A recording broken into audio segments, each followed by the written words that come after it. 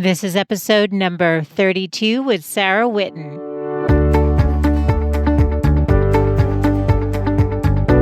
Welcome to the Good Life Coach podcast. I am your host, Michelle Lamoureux. The intention of this show is to awaken you to your fullest potential. Join me each week for inspiring interviews to elevate an area of your life, as well as interviews with women entrepreneurs who are creating success on their own terms. Each episode provides actionable tips to guide you to design a life you love. Hey there, it's Michelle, and thank you for joining me today. I have such a fun and interesting show for you. I brought on Sarah Whitten, who has a background as a professional singer and for over 18 years has experience teaching voice, with 13 years on the Holden Voice faculty at Harvard University. Now, Sarah and I talk about so many cool areas dealing with the voice. But what I thought was going to be a conversation to ask questions like, hey, can anyone learn how to sing? Which we do cover. It became a much more thoughtful and deeper conversation about how to find your fearless voice, because our voices are how we express who we are in the world. Now, Sarah, who holds an MA in vocal pedagogy, which she'll define for us, explains how she came upon this work and how yoga helps connect her to her true voice, and how that informed why she decided to go out on her own to teach professional singers how to access this. Now, the good news is that you do not need to be a singer to gain the wisdom from today's conversation. I think you're going to find it super interesting. We get into the difference between how men and women are perceived by their voice and so many other cool areas dealing with the voice. So if you enjoy hearing people sing, if you've always wondered if you can sing, if you want to own your power as a woman and find your fearless voice, then you're going to love today's conversation. So let's get on into the show.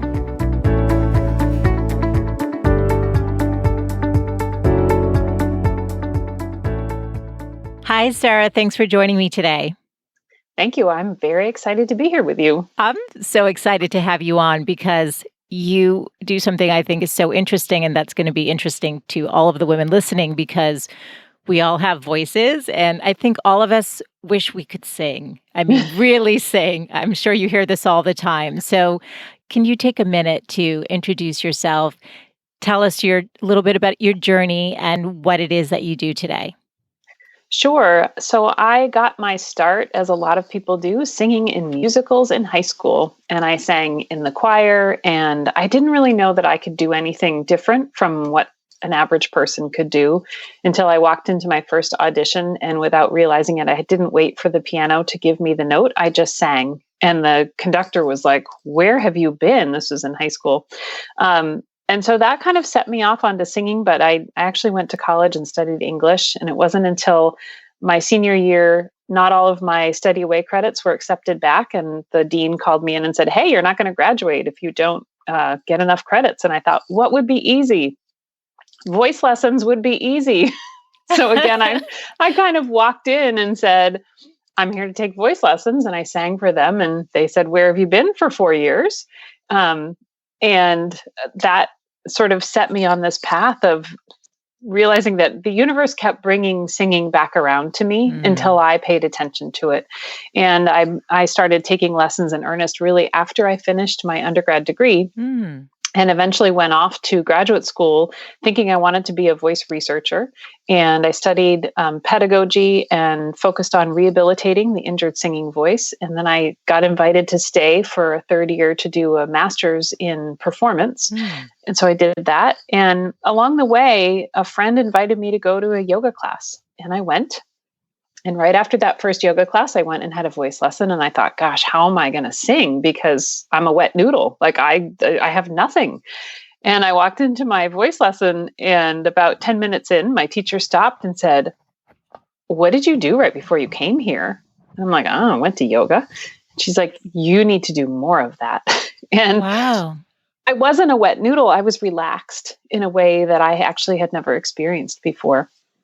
And so right away, I started pulling things out of yoga that were beneficial to me in my voice work, not just the relaxation, but the better understanding of breathing, as well as using elements like visualization and meditation to manage my performance anxiety.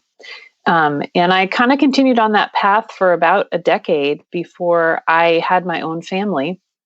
And when I had my second child, in the car on the way home from the hospital, my entire back seized up. Oh my God. And I had had years of sort of low level constant injuries, as many Mm. people do. My neck kind of hurt, my SI joint kind of hurt, and I'd have a hip problem. That all really exploded, is the best way I can describe it, after Mm. having him. And I spent the first 2 weeks flat on my back, unable to care for my then 3-year old or Oh my my God. newborn. And I really, at that point, I thought I was broken, and Mm. I wasn't performing because I couldn't get up and do anything. And I felt like I was a certified yoga teacher at that point. I felt a lot of shame, but eventually I kind of put my big girl undies on and decided that I wasn't going to be broken. I wasn't willing to accept that. And I had enough knowledge to get started. And what I needed was to find people who could see the whole me and work with me. Mm. So I found that, and I found some new movement modalities that I began to study in depth. And through that process, really put together an understanding of the body that I found just missing from the voice world. And the more I began to bring it into my work, the more I saw people's voices changing. The more people began to come to me to say, "Hey, I feel broken too." The more I found singers who were functioning at a high level, yet holding this side of themselves back and feeling ashamed about it. Mm. And so eventually at that point, I was on the faculty at Harvard, and I was teaching voice to undergrads and grads in the choral program there. And about 3 years ago, I found that this other work had become very meaningful for me and very fulfilling. And I had, a young family, and am the primary parent, as many moms are, Mm. um, and decided to leave that university job and just launch my own business and Wow. do this work exclusively, at this point, out of my home. And the rest, as they say, is history. Wow. So there's so much to unpack there and that I Yeah. find so interesting. Do me one favor, define what pedagogy is, because I'm not familiar with that term. Pedagogy is the study of the theory of teaching. So I went to school to learn how to be a voice teacher, essentially. Ah, okay. That's helpful.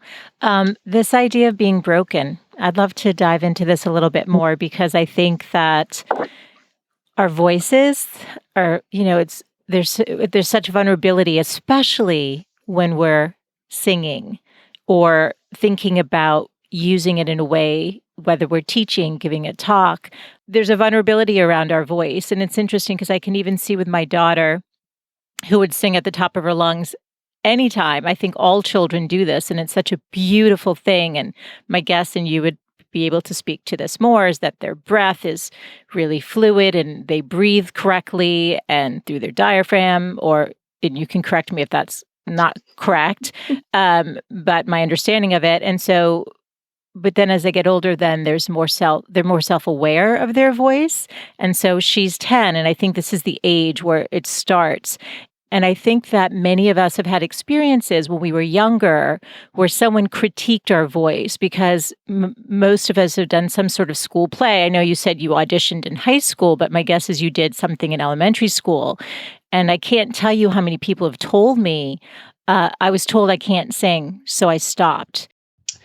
Yeah, there is a lot to unpack there. And I think I likewise have a daughter who's just about 10 years old, and I see those changes happening as well. And you're right that it only takes one adult making an offhanded remark that becomes, in yoga, we would call it a samskara, like a scar on you. And those layers accumulate over the course of our lives. And you don't have to look far to find critiques of women's voices in the media. Anytime a woman runs for any position of anything, one of the first things Mm, that people will comment on is how she sounds, and interesting. you can't escape that. So I think it's the voice is one of the most highly innervated places in the body, and so it is the fundamental way that we communicate who we are and how we are in the world. Everyone has had the experience of being a child and you hear your mom say your full name from the other room and you know that you are in a crap ton of trouble because of the way that she said your voice. Right. You don't have to see someone to know, how they feel. Our voices communicate that. And so it becomes, I think, as those layers accumulate over our lives of those experiences of not being fully accepted for who we are, or I think very often girls especially are told that they are too loud, they are too much, they are too bossy. So then we start to hold inside who we are, and we aren't expressing ourselves fully. And I know for me, when I crossed the mark of being 40, it was like all that stuff started to kind of unravel for me a little bit. And I wasn't willing to sort of say, oh, yeah, I'm not enough and I'm not all of those things, and be like, this is me. You're going to get all of me now. So I think that it's very common for women to feel that way. And we do internalize it as being broken in some way. I think for me, the brokenness felt much more physical, and having to do with the fact that my body felt like it didn't function. It felt like it had betrayed me in a way that here I had, created these 2 children, and yet I was unable to care for them. So I think we all have our own version of that. And a lot of it has to do with the stories that we are told and that we continue to tell ourselves. Yeah, and it's interesting because I know you work with professional singers, and I would imagine that even though they are professionals, there's still self-doubt and self-consciousness around how they sound, even though people would love to be able to sing like them. Is that true? Absolutely. I don't think that a single professional singer has walked through my doors and not communicated that they feel a level of imposter syndrome, and that they have been sort of quote unquote faking it. And they've hit a point where they feel like they can't fake it anymore. They want to address those issues that they perceive as holding them back. So, Sarah, I know a lot of your work is centered around helping people find their true voice. So let's talk from big picture, 30,000 feet. So let's just define voice from your perspective in the work that you do, and then how you actually help them reconnect and claim that voice without feeling broken. That's a big question. I know. Take it wherever it feels right to you. I think the people that I'm working with have come through a pretty high level of training, and they are at the professional level, meaning that they are being hired and paid for what they're doing. And this is likely a good portion of their income, if not all of it. I'll put a caveat in, it's very challenging to make your entire income being a performer, but there are people out there who do that. And so I think that we all have this, the idea of voice, as I mentioned, is this idea of yourself, of your being. And for a singer, this is like how they communicate who they are to the world through the music that they are sharing with people. And when I'm working with them, my vehicle is the body and the sounds that they're producing. But I am well aware, and I think they frequently become aware, that it's about so much more than that. It is about the emotional, it's about the mental, it's about those stories that they've been told. And one of the things that I almost always say in an initial session at the end is just notice in this next week. Let's say someone has come to me with their low back bothering them. I've given them the physical movements to do. And I'll say, just notice in this coming week, when does your back flare up and bother you? And more often than not, they'll come back and say, oh, my partner and I had this really difficult conversation about finances. And right after that, I could feel that my back was kind of grabby. So we can't deny that there is always a mental, emotional component to the state of our bodies and to the state of our voices. And again, I'm not a therapist, so I don't go into the mental, emotional with them that way, but our vehicle is the body. And it's very common for people who work with me to have some kind of an emotional response that results in a flood of tears. Like I keep tissues in my workspace Mm. always for people. And allowing that energy to leave the body is a very much a part of the healing process to move beyond feeling broken and back into a sense of wholeness in who you are. Yeah, as I'm listening, it just makes me think about how our voice is connected to our soul. It's Mm. an expression, like you said, of who we are, and nothing. If we're angry, you hear that. Just as you mentioned, you get called by your full name versus, Sarah, come. No, it's Sarah Whitten. Come here Yeah. now. Yeah. And if we're scared, you hear it. If you're going to, if somebody's out there and they give talks, there can be that nervousness and the tightness. I know when my daughter was in the NICU, I remember my husband saying, he put his arm on my shoulder and he said, Michelle, you have such a beautiful voice, and take a breath. Just he was trying to help ground me because I was so anxious and sad that everything was so tight that I didn't even Mm. sound like myself. And the fact that he noticed and what he called out was my voice. Yeah.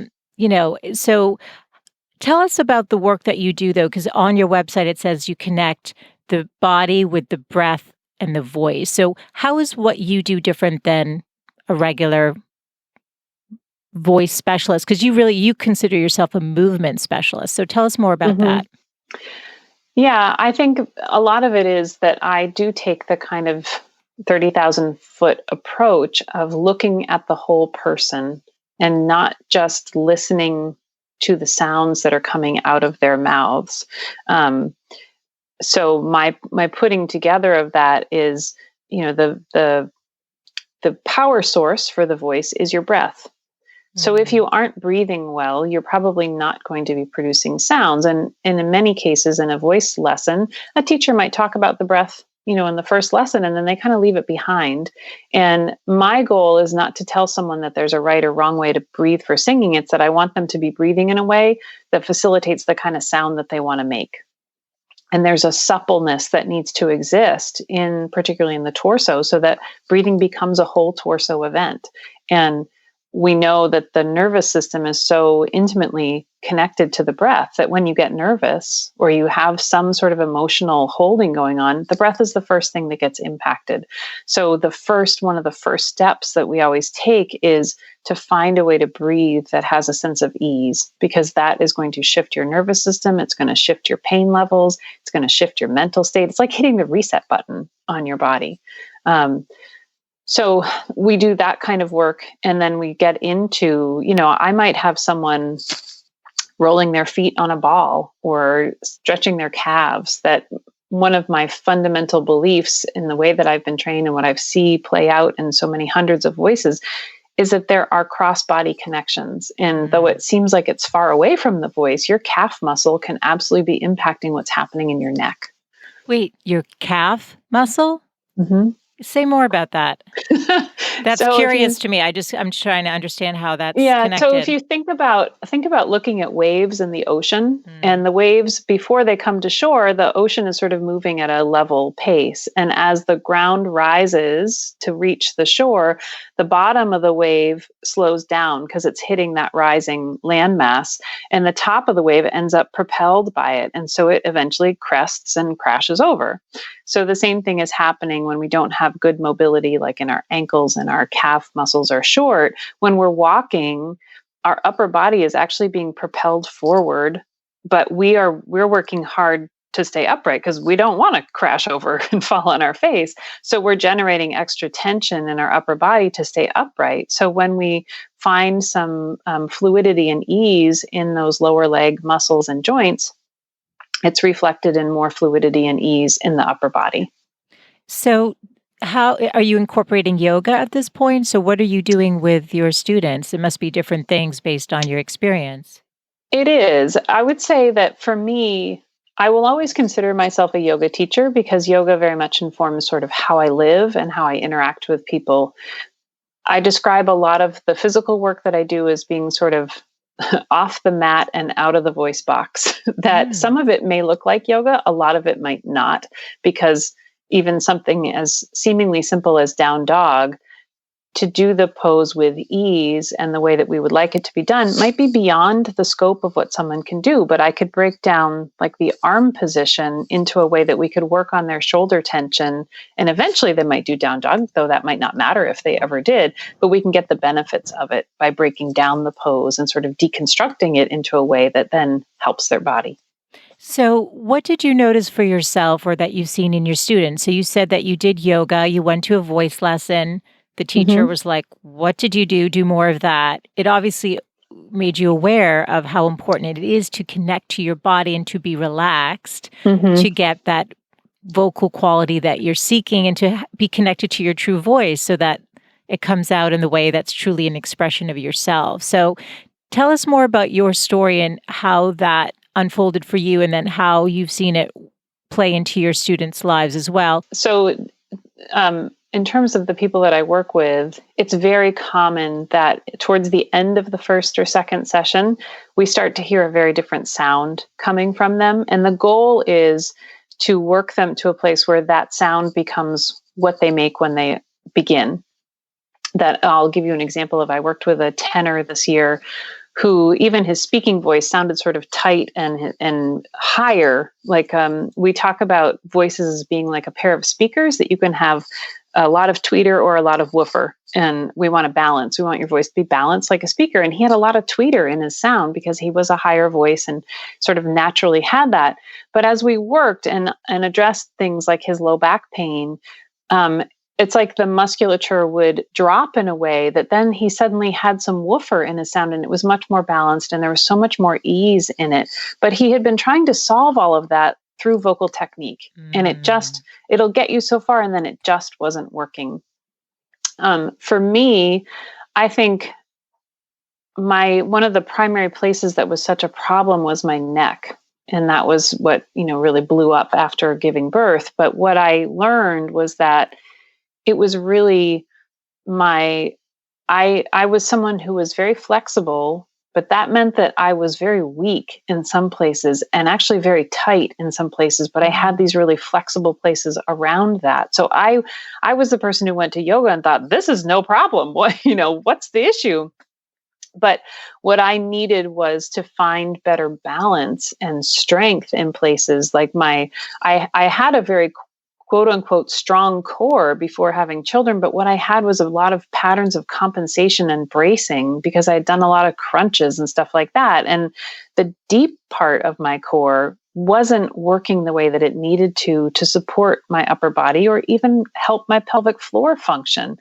And if we want to get really sort of, and it's not even woo, we know that there's a connection. There's a huge connection between the function of your pelvic floor and the function of your throat. They often mirror each other. So particularly for women, you'll hear it in a woman who's just given birth that her voice could be a little breathy and she has a hard time getting good closure of her cords. And that's a reflection of a pelvic floor that's just gone through a pretty big event, to birth a child. So I worked on essentially kind of rebuilding my body because it felt so broken open. And of course, for a long time that felt very traumatic. And then I learned to be a student of my body and get curious and explore. And actually now, as an almost 46-year-old, I have a body that functions and feels so much better than it did any time between the ages of 16 and 36. Wow. So is it through yoga though, or is it through a combination of things? It's a whole combination. I mean, I sort of have my own, I hesitate to call it a method because I feel like as soon as you say method, you're locked into one way of doing things. And I very much have a very liberal, if I learn something new, I'm going to pull it in. But I've learned that yoga it's a complete practice in the sense that it addresses your body, your mind, your soul. It's an incomplete practice in that it's just as repetitious as going for a run. And your body will acclimate to what you're doing, and then it stops being challenged. So you can do yoga, but you need to find ways to continue to make yoga challenging for your body by maybe adding an external weight or moving things in a slightly different way. And moving beyond this idea that there's a really correct, quote unquote, correct way to do a pose, and that there are multiple ways to do a pose, and your body is going to respond to all of those inputs positively. So I do yoga. I go to the gym and I lift weights. I have 2 dogs. I walk my dogs every morning. And it's not that I have a body that never hurts. I am not superhuman. I am a almost 46-year-old woman. I had there, it's just, there's life happening here. But I've learned to not freak out when those things happen. And I've learned to, as I said, be a student of my body and get curious and just allow things to be where they are and know that everything, as long as you're alive, tissues can change. It will change. So, does somebody need to work with someone like you in order to find this connection to their voice and their body? I'm thinking of the women listening and myself included, thinking, oh, I'd like to feel how you feel. So, can you give us a tip to, as a first place to start, to at least even create awareness in our body? Yeah, I think the one thing that I will say is a method that I commit to is a 3-part process of awareness, skill building, and mastery. So the more you can just be curious and be aware. Let's say you're going to go to the gym, and maybe your first step is just noticing, how do you feel after you go? How do you feel before? Then you go and you exercise, and how do you feel after? Or how do you feel after you've sat at your desk for an entire day working? Maybe that information could inspire you to say, oh, I'm going to set a timer on my phone so that every hour I get up and I walk around. And that might be the first step towards changing the way your body feels and changing the way your voice functions. So, what do you see when somebody comes to see you? So, if I had come in for a voice lesson, I'm obviously not a professional singer, but let's pretend. What? Because that's a fun thing to pretend. So, what would you be looking at? Is it the way I'm standing? Would you be listening to my voice? Even now, of course, I'm teasing you a little bit, but I'm thinking, what is Sarah hearing in my voice right now? What are you looking for? So the first thing that I do is a whole bunch of assessments, and I always begin by asking someone to sing something that they feel like represents the issue that they're experiencing. Because if we want to make a somatic shift, we need a baseline. And that gives us a baseline. And then I put them into alignment using a series of bony markers in the body, which is something I learned from Katie Bowman, who teaches something called nutritious movement. And she's a fabulous resource for moms who are looking to heal their bodies after birth. So I sort of extrapolated from what she used to pick 9 points. So I align your body, and then that gives me a picture of what's going on. And it gives me it's a tool for talking with you about what you're experiencing, because I can have a mirror and have you see your own body, or I'll take a picture and say, okay, let's talk about this. It's not a rule by any means. You don't have to be in perfect alignment to experience positive changes in your voice. And then from there, we move on to do some assessments of breathing to talk about the breath. I might even ask you to sing again while you're in alignment, because that's also, I kind of view all these things. It's like you're coming into my petri dish and we're having experiments that we're running. So then we move on to, I ask people to identify what they want to work on most. And I think it's really important in that initial session to try to help them with that issue. Even if I identify that something else is a bigger issue, I want them to feel like they're getting what they need. And so I come up with some things that address that issue, and then we'll sing again. So we move in and out of, we might do 2 movements, sing again, 2 movements, sing again. And we'll pick just a short passage of music so that we can continually understand what is happening and not be dealing with new notes and new rhythms and all of that. So that's pretty much how I work in an initial session with someone. So are you actually seeing the tension in their body, or are you asking them to go in and tell you where it is, or a combination? I definitely am seeing it, but one of my goals for them, because I can't be with them all the time and I need to work myself out of a job with each client, is I need them to begin to feel. And I think that is the biggest challenge, whether you are a singer or not, is learning to feel on all levels. I'm mostly talking about physical, but it's going to intersect with that emotional and mental side again. So I ask a lot of questions, and I'll say, how did that feel? How does your back feel now? What do you notice? And for most of them, that is like running up against a brick wall. And we aren't raised to do much feeling of our bodies or of our emotions.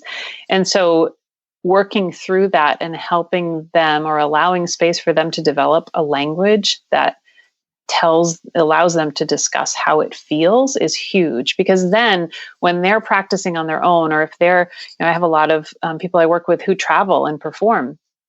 So when they're on the other side of the country singing a Brahms Requiem, they have their language and their tools without me needing to be with them, so they can explore things when they come up.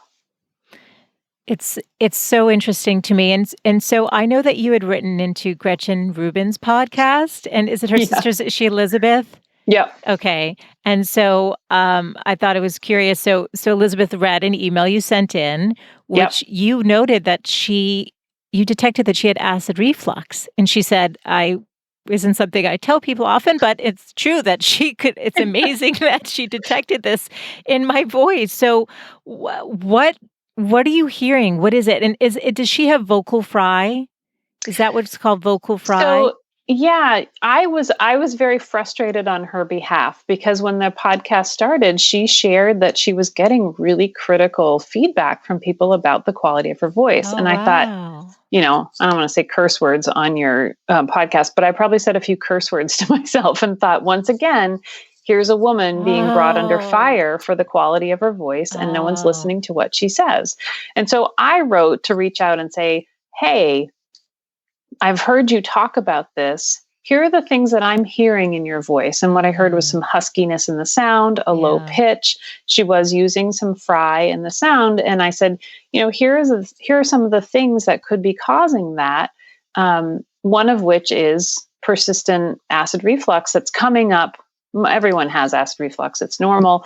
When it comes up over and into your larynx. It only takes a couple episodes before your voice starts to be affected. And I listed some of the hallmarks of it, of being, hoarse, feeling like you need to clear your throat all the time, a sort of globus sensation in the throat, bad taste in your mouth in the morning.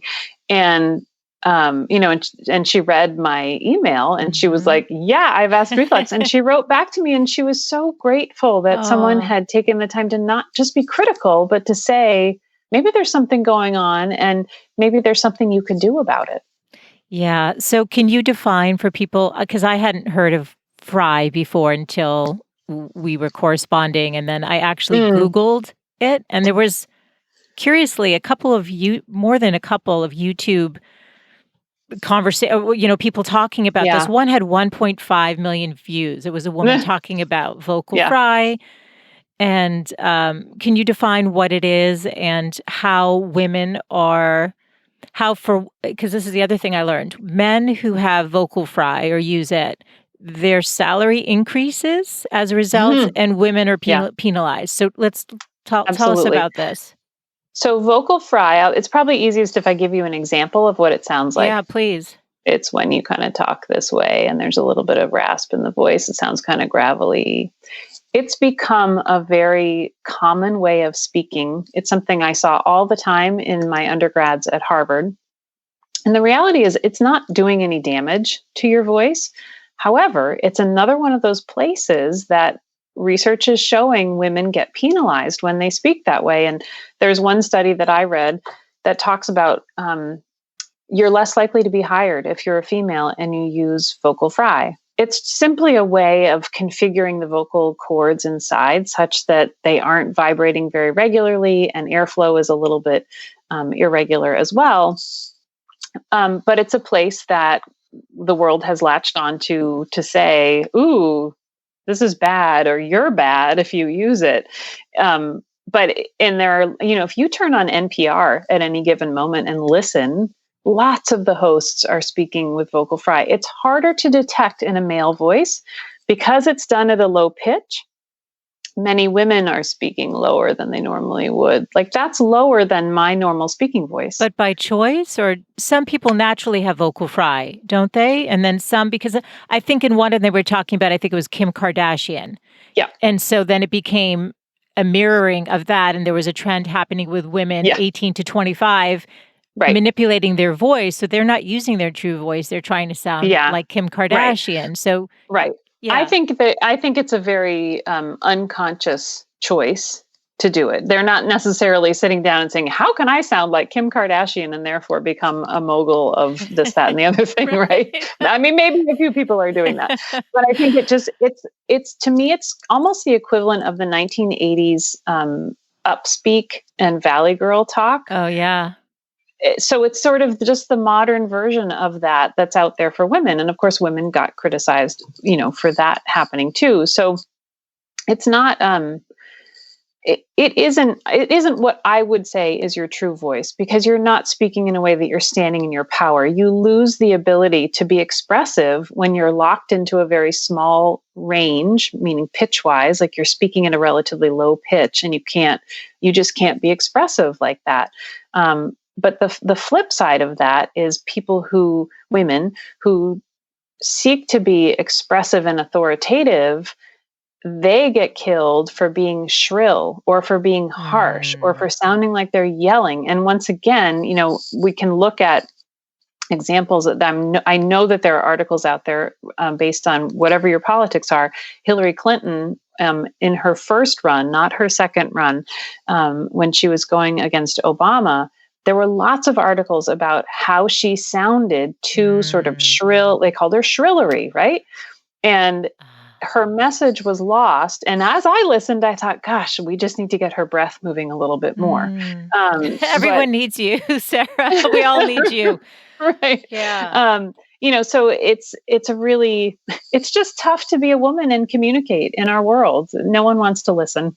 Okay, but you know what? It's changing. So why don't, for the women listening, because this show is for women, for those who want Mhm. to be standing in their power, to be taken seriously when they're speaking, what tip could you give? What advice could you give to them about how they can own their voice and communicate in a way where they don't have to manipulate it in a Yep. way that sounds more masculine, to be seen as, Yeah. because Yeah. that is a pattern that I did notice.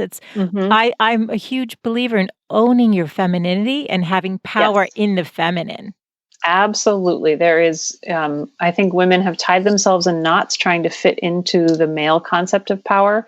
And I Mm, do think we are at a point in our world where we are beginning to watch a massive shift yeah, to embracing feminine power. And I that's am right. all in favor of Yes, that. same. And I'm So, sure the listeners are too.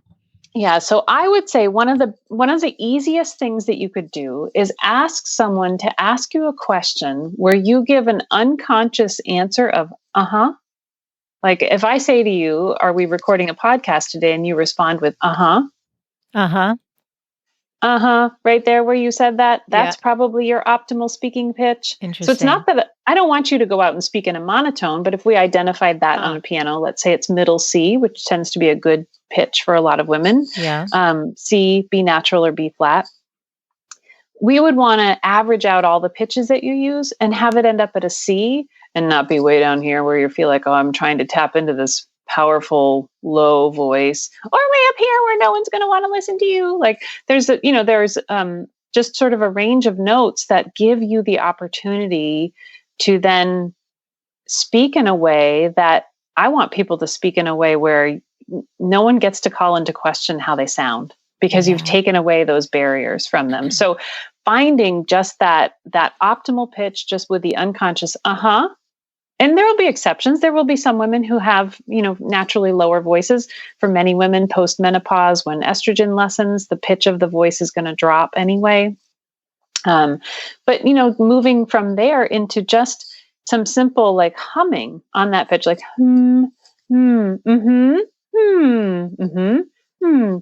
yeah. And then you move into speaking. There are all kinds of great sentences that it sounds like you're chanting Dr. Seuss type of things, but things, if you're going to use a pitch where you're going to say, Mary made me mad. Marvin made me merry. Those types of things where you get a lot of M sounds that are going to help you feel tingling on your lips, those types of things. It sets you up for using your voice in a way that you're sort of casting off the other pitches that really aren't your authentic sound. Mm. And what about women? So I'm thinking, so some of them are entrepreneurs. They may be doing YouTube videos. They may be podcasting like I am. I know when I first started, and it was funny, the very first interview I did was with a good friend of mine. And I told him, I'm like, I don't know why, but I'm nervous and it's you.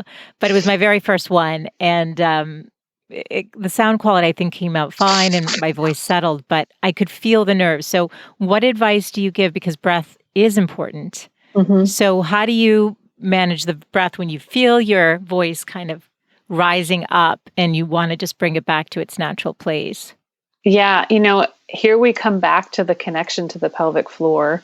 And if you can imagine that you're going to release all the muscles of your pelvic floor and your low belly on the breath in, there's a corresponding drop that happens in the throat. And it's the equivalent of what we in yoga or in other realms would talk about an abdominal breath. And so it's not. Oh, sorry. Pelvic floor is what exactly?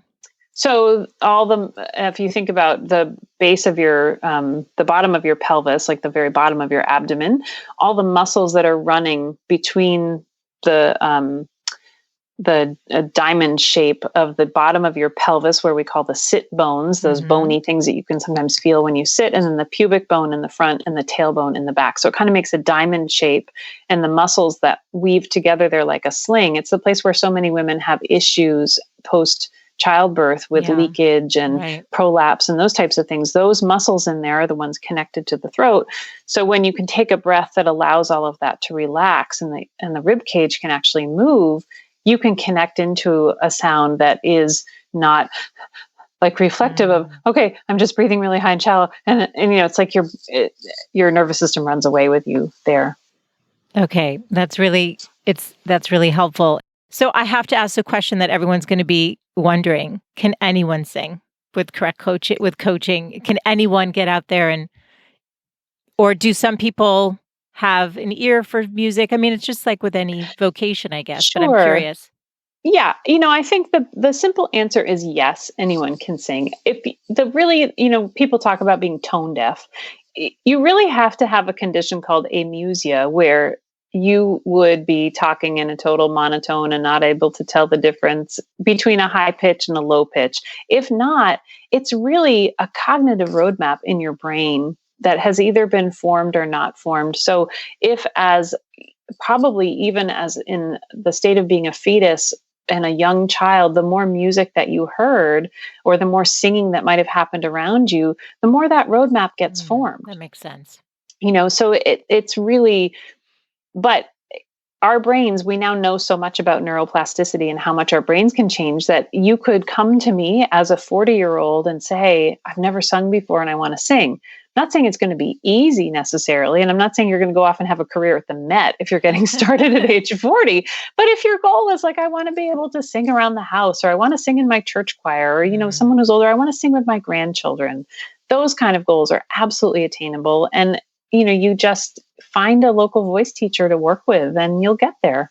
Yeah, I think that's so great. And also as somebody who does do voice lessons just for the pure enjoyment of it, it's a way to connect to your true voice, and it challenges you to connect to your true voice because you can see where you're holding, where you need to release. Yeah, you become self-conscious when you think anyone else can hear other than your teacher. So it forces you to awaken to yourself. So it's nice to hear how you put it, though, that with some coaching that they could have the enjoyment of it in the way that society views it, right? Yeah. And I think the way that I've come to look at those things is that if you have the inclination that you want to do it, you really should listen to that. Yeah. Because it is, as you say, it's about so much more than just the singing, that there's always that other level that you tap into and you walk out. And if nothing else, you're exchanging a great deal of oxygen, and that makes us feel good when we do that because we're releasing all kinds of hormones. So totally. It's all positive. It's true. And I find myself laughing with my teacher all the time. So it's just a nice experience. So you mentioned, I think it was Katie Bowman, the nutritious movement. Are there any other resources that you want to mention on developing voice or supporting your body? Gosh, There probably are more than I could come up with in a moment. In terms of your body, I think most people, I think we do best if we can simply tap into our intuition that, if you're like, I want to go to a yoga class or I want to go to a gym class, if you can really listen to your gut when you're there about whether this is beneficial for your body or not beneficial, that's the best thing that you can do. I think that was what I was missing for so long, was learning to really trust my own intuition about it. And when I started to do that, it got better. I think, there are certainly people out there who are better than others at teaching. And that doesn't mean that if one class at the gym isn't great, that you shouldn't go to another one. In terms of the voice, there's an organization called the National Association of Teachers of Singing, and they have a database that you could look through for voice teachers. If someone local is thinking, okay, I'm listening to this podcast and it's my time, I am going to sign up for those voice lessons I've always wanted to take, reaching out to just Googling that organization, the acronym is NATS, and finding someone there, or getting in touch with a local college and just seeing. There's almost always going to be people on the faculty teaching voice lessons, whether it's in a performance degree setting or just as an adjunct situation. But most of those people have private studios and work with people, and finding someone that way to get yourself started. Sarah, before we wrap up, we'll ask you if you can leave the women listening with your 3 best tips to own her true voice. I would say tip number 1 is to really own your genius work. If you can own what you are really good at, that's a great place to start. I think learning to live without apology would be my second tip. Because when you stop apologizing for being yourself, you're stepping into a pretty big place of power. And I think my third tip would be to begin to speak without shame. That there are a lot of things that women we've kept to ourselves over the years. And I think we are at a point where it is time to begin to speak our truth to the world and know that there is community out there that will hear it, that will embrace it, and that will be better for it. So I think that those would probably be the top 3 things that I think women can do and be, opening up their voices. And that was so powerful. I really felt everything you said on a deeper level. So thank you. That was really great. Where can people, and I know you work with professional singers, but if people are curious and want to learn more about you and your work, where can I direct them? They can head to my website, which is just sarahwhitten.com. I'm on Instagram as the Vocal Yogi. I do post a Monday move almost every Monday. Oh, nice. That is usually some short kind of, it's usually a challenge for your core. So, and anyone can do those types of moves. And I have a business page on Facebook of Sarah Whitten Voice and Yoga. But, my general motto is I love connecting with people. I'm a big extrovert. And, so if people wanted to reach out, even to say, I'm probably not the person to work with you, but, I'm a big believer in referring people on to connect them with the person who can help them.